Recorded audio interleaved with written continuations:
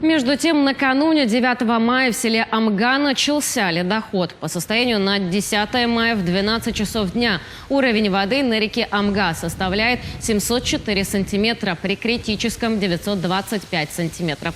Наблюдается спад воды на 4 сантиметра за 4 часа. Скорость ледохода по всей протяженности реки хорошая, наблюдается густой ледоход.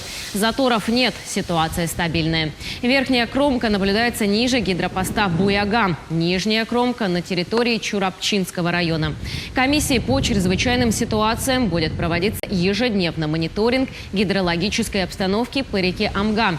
Ведется информирование граждан по социальным сетям.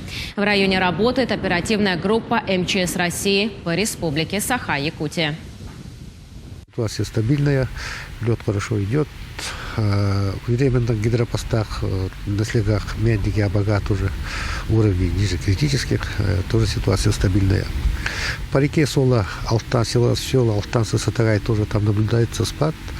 В Алтансах сейчас уровень воды 404 сантиметра, при критическом 607 сантиметров. И Сатарае, соответственно, тоже наблюдается спад, уровень ниже критических.